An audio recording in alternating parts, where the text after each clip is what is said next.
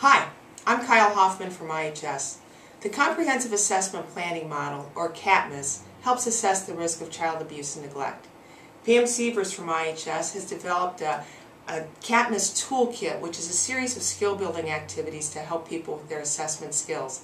Pam, thanks for joining me. My pleasure. We've already talked about one of those skill-building activities called Write It Right, which helps with documentation.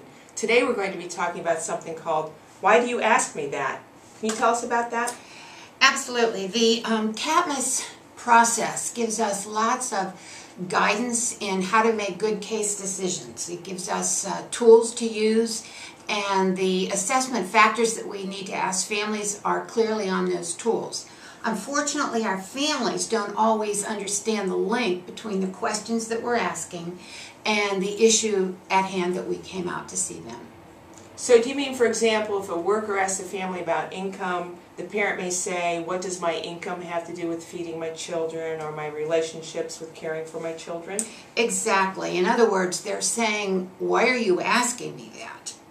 And it really would be disrespectful and unfair to respond with, it's my job, or it's on the form, or it's just a formality.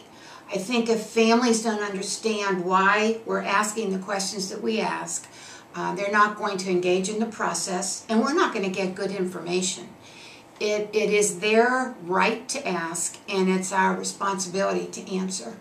So what all is included in this particular skill-building activity?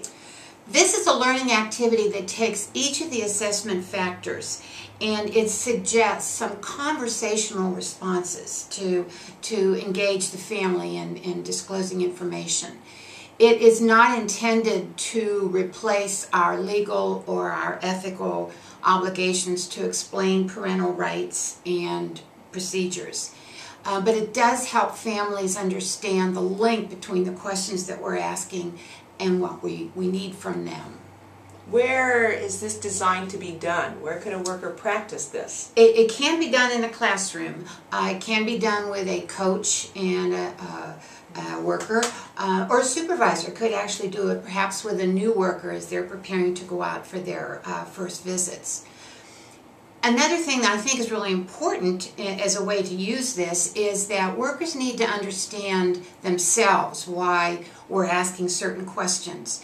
And we have come up with references for each of the assessment factors that refer the worker to the Field Guide to Child Welfare for more information.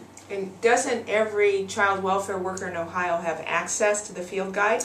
Yes, every county agency has the 4-volume set, and it's also now available online. So any Public Children's Services Agency worker in Ohio can get a free subscription to search for any of the particular factors they want to learn more about. So where would an agency, if they're interested in the Why Do You Ask Me That activity, where would they get more information? They can get more information about the activity and the Field Guide to Child Welfare by talking to their RTCs. Great. Thank you. I'm Kyle Hoffman with Pam Sievers.